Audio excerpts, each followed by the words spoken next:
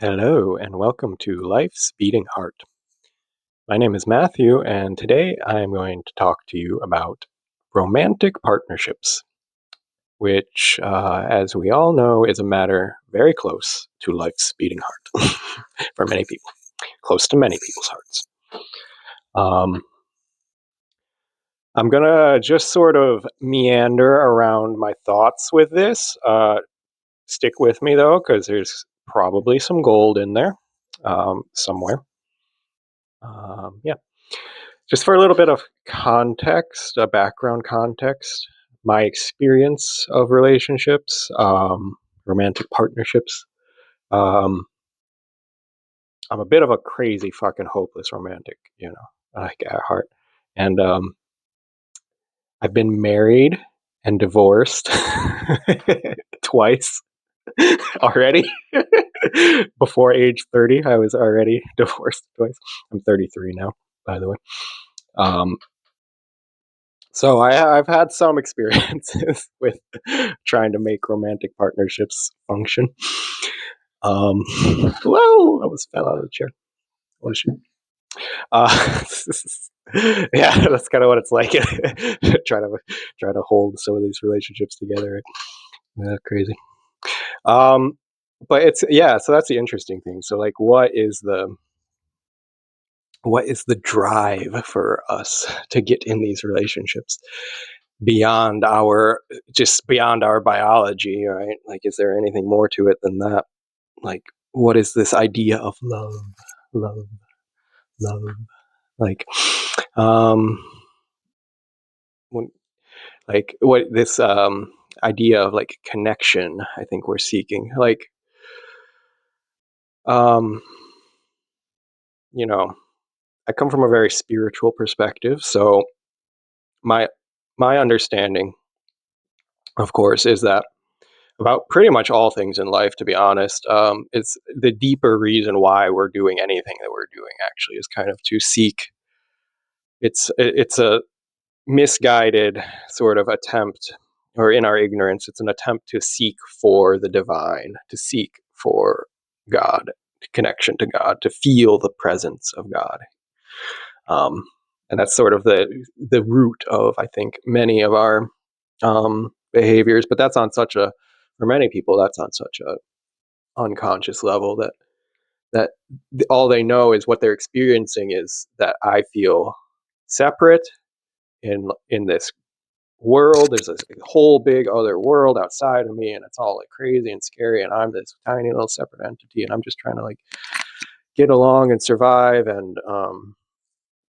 do my best and thrive if I can and all that. And but because of that like sense of separation, like, and the deep longing for like reconnection, like the sort of most superficial and obvious like apparent like way to seek that is through um romance, like sexuality and romance and those type of like, you know intimate connections in that way. um so I think that's kind of what people are seeking, like, for ultimately when they get in relationships, especially if they haven't really gone deep into themselves and done, you know, a whole hell of a lot of healing work. Okay, like I'm talking like beyond just psychological. Okay, that like trauma, healing your trauma, like going to therapy is great. It's good steps. Like, um, if you're on that path, I encourage you like keep going. But like it goes way deeper than that, you guys. Like you can't even really get to the deepest stuff until you really get into like working with your soul, like healing your soul, recovering the lost fragments of your soul, bringing that all back into yourself and reintegrating those parts. Um, yeah, and starting to like form a direct relationship with your creator. Okay, like before you get to that, like it's just going to be a lot of suffering the whole way. And relationships, it's like this weird thing because they're so attractive to people, like they're almost like irresistibly attractive, but then they also at the same time generate like this um, enormous amount of suffering for people, both through the clinging to them and the aversions of them, like, right? So, mm, yeah. And so when I look back, like, at my relationship history, like, I've had more long-term relationships, mostly long-term relationships. Like, I've also done, like, short-term or casual things, or, like, a couple times, like, different hookups and stuff, but that I found out pretty quickly that I just didn't enjoy those experiences, the more casual ones. Like, it's just not for me. I'm just way too, sensitive. I'm like, which I think, I think it does affect everyone, probably does, to be honest, affect everyone a bit negatively, or quite negatively, but just some people aren't in touch well enough with themselves to even be able to feel and sense, like, the energetic effects of having, like, casual hookups with people in that way.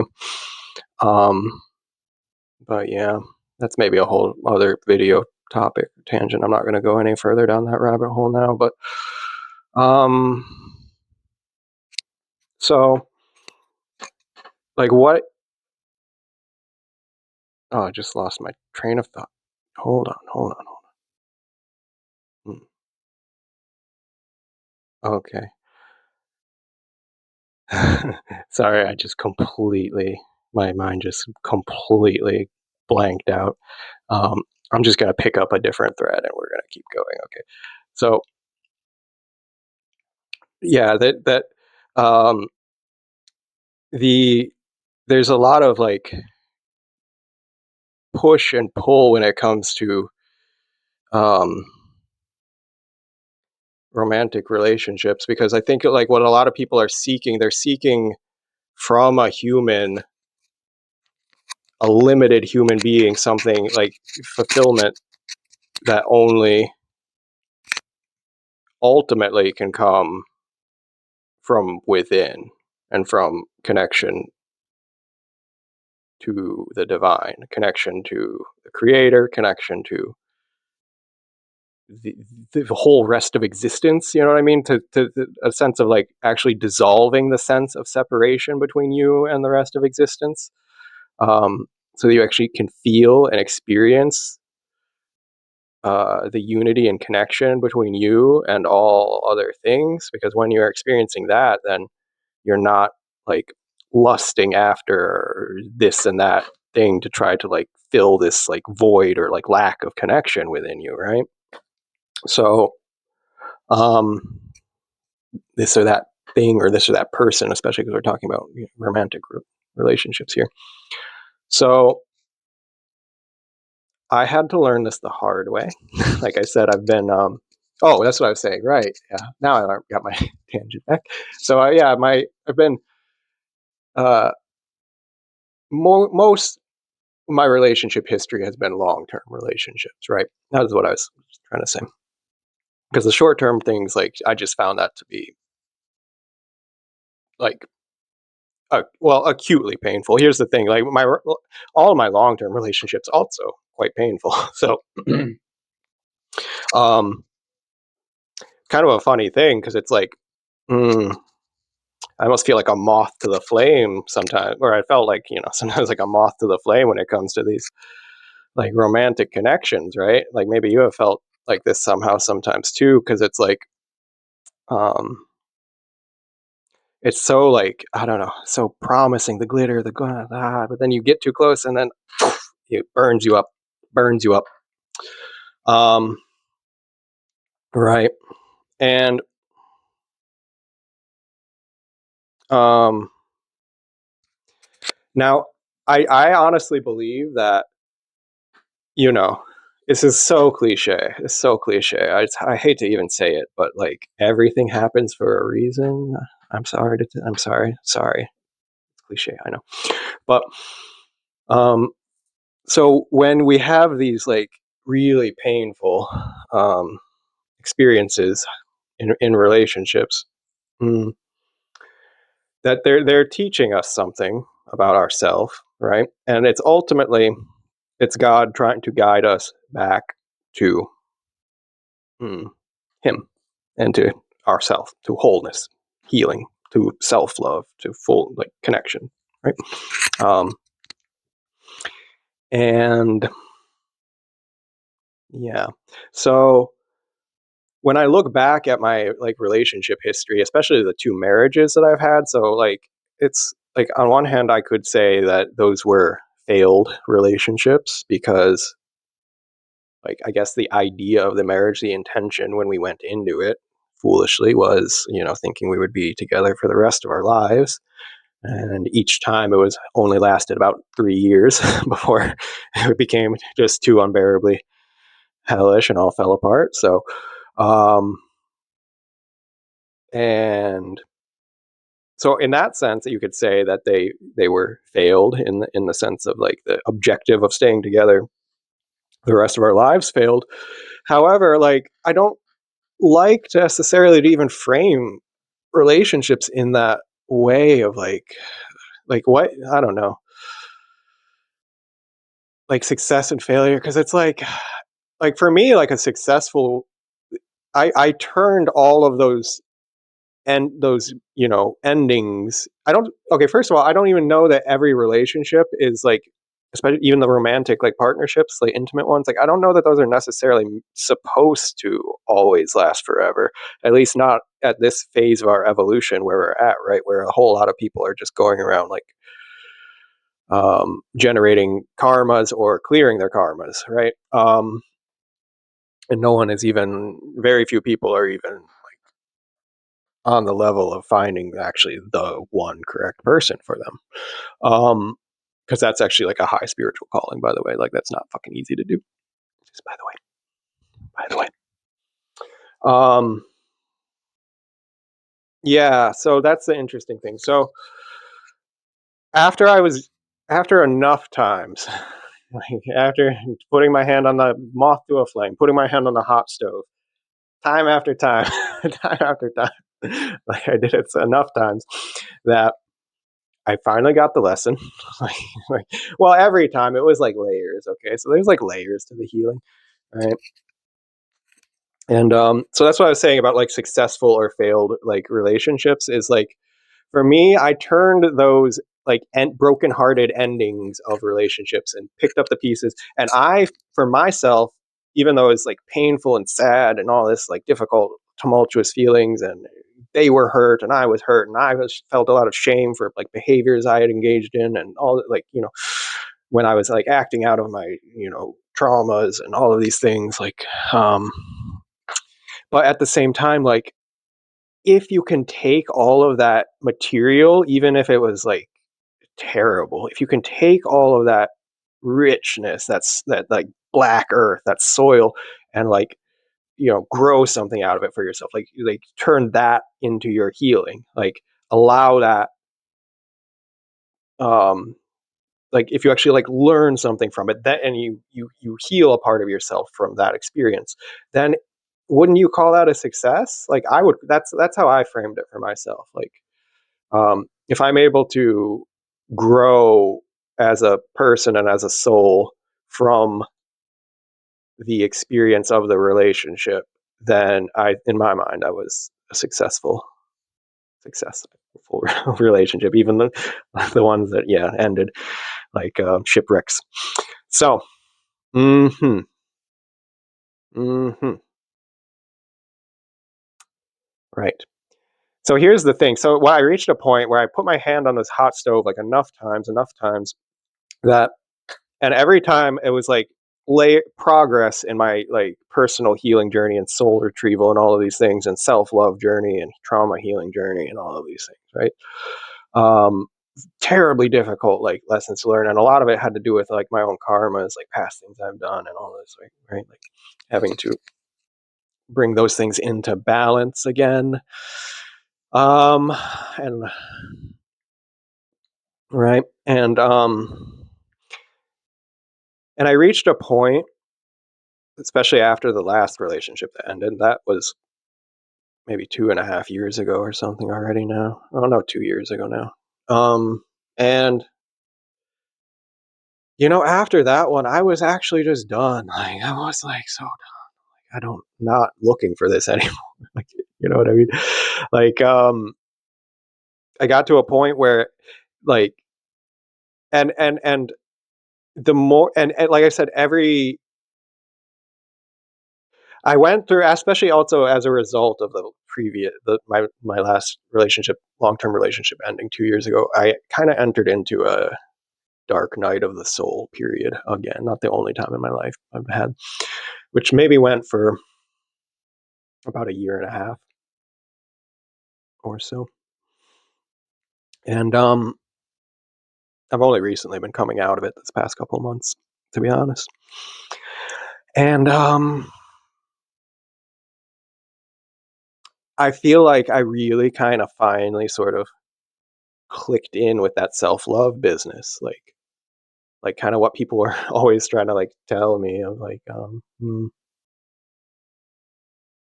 like if you want love like externally, right, you have to give it to yourself first internally. And like that kind of advice was always like tricky for me, or like it's hard to understand if you don't already understand it. You know what I'm saying? It's not the most like helpful bits of words to get. At least I didn't experience it to be helpful bits of words to get, because it's not like the most instructive thing. Like, how do you do that? How do you give love to yourself? Well, the how is very nuanced. It's very circumstantial dependent, and also your own. What are your own little, mm, foibles there? I can't think of a better word. Sorry, it's a weird word to choose, but that's what came out. Um, and right, so um, but to be honest, like one of the commonalities though, of the self love journey is that like everyone pretty much has to go through a period of healing and like isolation from being in romantic partnerships, like especially if you've gone like you're healing from trauma and stuff, like you got to take like at minimum 1 year of no dating, like minimum, right? um and just like pour into yourself and build yourself in your own life, and like um introspect and meditate, and do your spiritual practices, and come to um come to more wholeness within yourself, right? And now I've got to a point where I like don't feel like I need a partner at all, which is kind of interesting because I did have that feeling for a long time. Um, I did have a sense of like desperation to have a relationship and a partner for like, yeah, I don't know how long, at least until I was 30s, early. Like it's only recently, like the since that last breakup started, that's faded out of me, that I've grown out of that. Um, and yeah, I actually just don't like, actually, I don't feel like I need anyone in that way anymore. But that doesn't take away, that doesn't mean I don't want it, actually. And here's the thing, I do feel, to be honest, like that it is a part of the mission or journey that my soul has here on this planet, is to go through these like heartbreaking experiences, this painful like heart healing thing, go through these tumultuous marriages, um, have all these archetypal experiences, have all these experiences of toxic masculinity, of being the toxic masculine, right? And figuring out how to alchemize that into something better, because like who's going to heal the men? Like there's so many men are like, everyone talks about like toxic masculinity, who's actually going to heal that if not like men? Like we have to do that. Like the women aren't going to heal us. Like the women have their toxic femininity to deal with. I hope y'all will fucking deal with that, by the way, please. But because that's not talked about enough. That's not talked about enough. Hey women, hey, I love you, fucking love you, but like You talk too much about toxic masculinity, but not enough about toxic femininity. I will talk about toxic masculinity to the men. You start talking about toxic femininity to the women for me, please. Thank you. Anyway, sorry. So tangent little rant there. But yeah, like, I've seen myself like become a monster in my behavior, like completely unrecognizable to like the pure innocent intentions of my heart, right? Like, but it came from like conditioning, it came from trauma, it came from all these places that like was like deep inside me, and I didn't even like know it was deep inside me until it fucking came out of me like roaring like a monster, like in, under pressure situations, right? Like when emotions get high and shit gets crazy. But I've gotten really good at exorcising my demons. Actually, not even exorcising. Here's the thing: like, I've actually like integrated them bitches. Like, like, like, I dance with the devil. Okay, you understand me? Like, me and the devil are not enemies. I got so good with like working with my demons, it's like dancing with the devil shit that like I feel like I got the devil on my side now to help like manifest this heaven on earth situation. Like I've got him like rooting for me now, right? Like I've got that part integrated. I've integrated that part of myself. I've worked with my shadow energy so extensively that I can actually harness those darker parts of myself. Also now for the light work. Do you see? So um, I that's possible. I didn't know that was possible. I'm starting to think. I'm starting to feel like, yeah, I did that. Like I actually, which to an extent, I don't know. Who knows? I probably still have some shadows. We'll see. We'll see what comes up. But I know how to work with it. That's the thing. I'm getting real good at identifying it and working with those things and transmuting it all for the greater good. It's all for the greater good, fam. It's all for the greater good. And yeah, so I feel like I don't even like need a partner, but here's the thing, like wouldn't it be so beautiful? Like I'm starting to hear like higher love, like that Whitney Houston song, like bring me higher love. I can't sing. I want to learn to sing better, but I'm not gonna try and sing right now. But yeah, that Whitney Houston song, like bring me a higher love, like like that, like I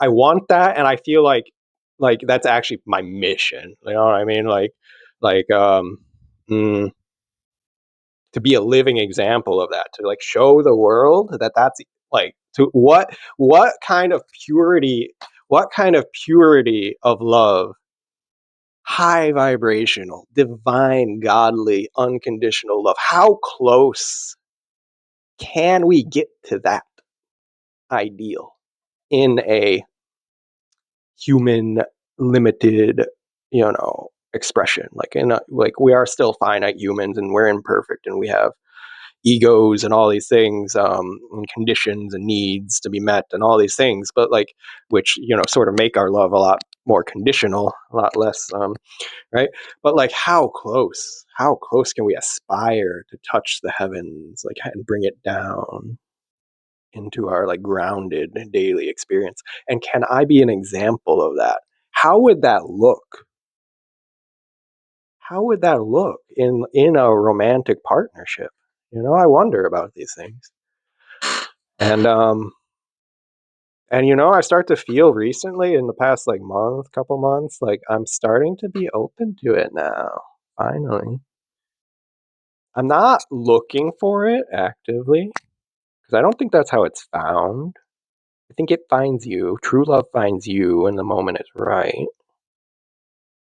But you have to be open to receive it. And I'm open. Are you open? Are you? Do you want true love? Mm. Now, a lot of people, when I say true love, like it's a very high. Oh, okay. Sorry. It's a very high romantic ideal. It's a very high romantic ideal, but Mm, I don't think people even understand the reality reality of like what it would take to get there, because like like you can't get there without going through the shadow work, without going through the suffering and the heartbreaks and the trials and tribulations, because you have to learn to become yourself more and more pure hearted. If you want to really be able to give a pure hearted love, you gotta like cleanse your own heart of those heavy shadowy like things, right?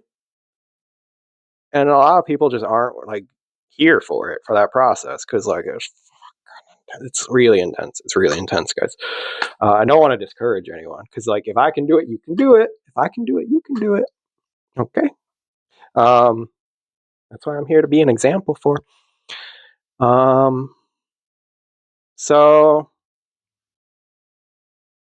but just because it's intense, like, like, yeah, like, well, take it at your own pace, then. Okay. Like, I mean, for me, it's like the journey's been going on like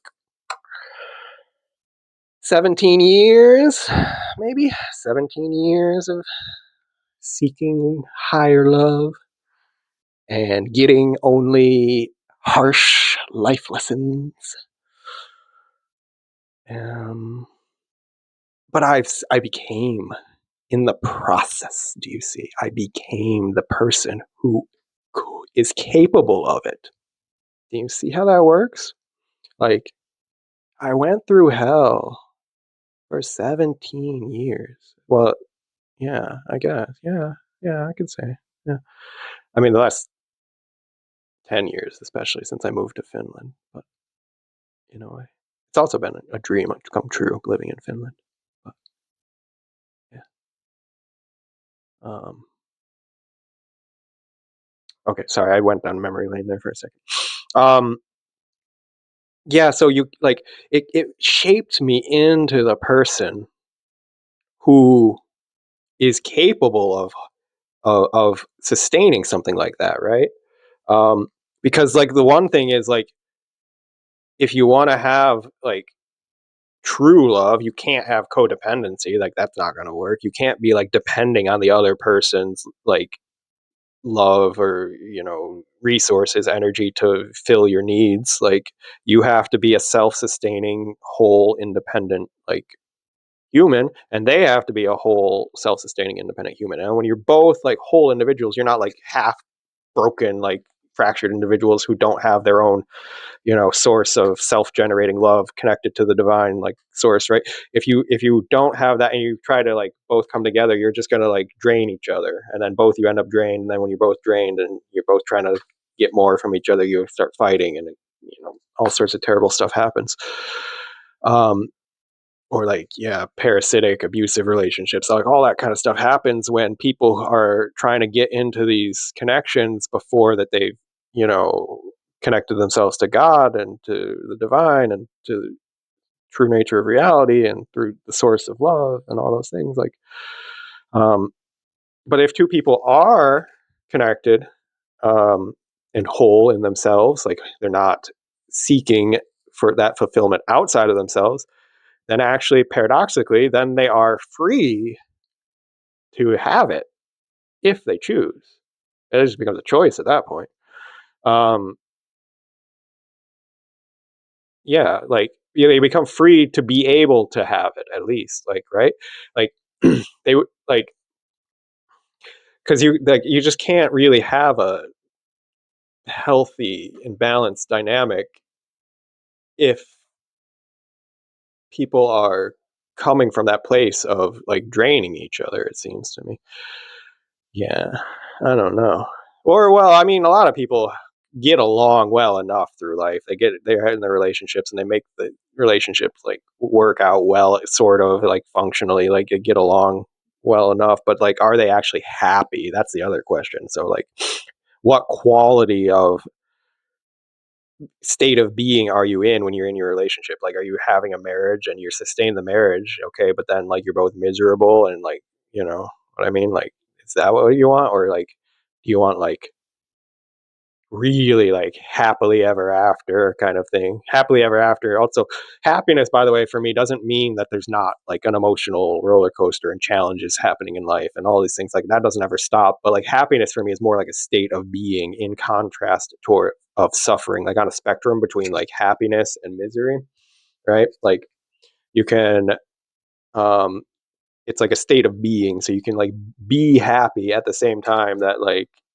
um overall like there can be challenging things happening in life or like strong emotions come up for in a situation, and it doesn't like rob your happiness necessarily. You don't necessarily have to suffer and be miserable when you're experiencing mm, negative emotions, but that's a different topic entirely. mm. So higher love though, like that's kind of like what I'm here for, man. Like, and like for me it's like I'm just gonna do that and be that anyway. Like I'm just gonna be love. I am love. I'm just being love and sharing love and giving love. I just give it away. That's the thing about true love. Also, by the way, true love. I think I've maybe talked, or will definitely talk about this more if I haven't already. But true love. The idea is like true love. It's not looking for something for itself. It's not looking to take. It's not like looking like, oh, okay, so I give you this, and then what do I get? Like, no, that's transactional. That's like economic. No, true love is like it's just overflowing love. It's like from God. Like it's just whoosh, it just gives. It just gives for the sake of giving. It's just generous. Um, right. And now there's a balance with that as well, because I think I've talked about this in a different video, but you have to like self-love, you have to keep that as a factor as well. Like so it doesn't mean that you completely lack boundaries and discernment and such, right? So that's not what I'm saying when I say that you just sort of give freely. Um, but hmm,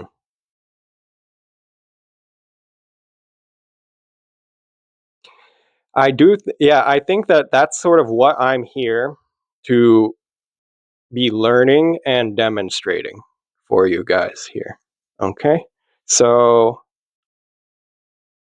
if you made it this far into the video, you must be on this journey with me. If you haven't already subscribed to the channel, subscribe. Like you watched this whole crazy video, me rambling about this, you are on this journey with me for sure. If you're a returning subscriber, welcome back. I love you. You like the video if you got something meaningful out of it. And share your comments with me. I always like to read them. And I kind of ended this very abruptly. But I just think I need to end it at some point. So yeah, we're gonna end it now. Until next time, for more words from the heart. Bye.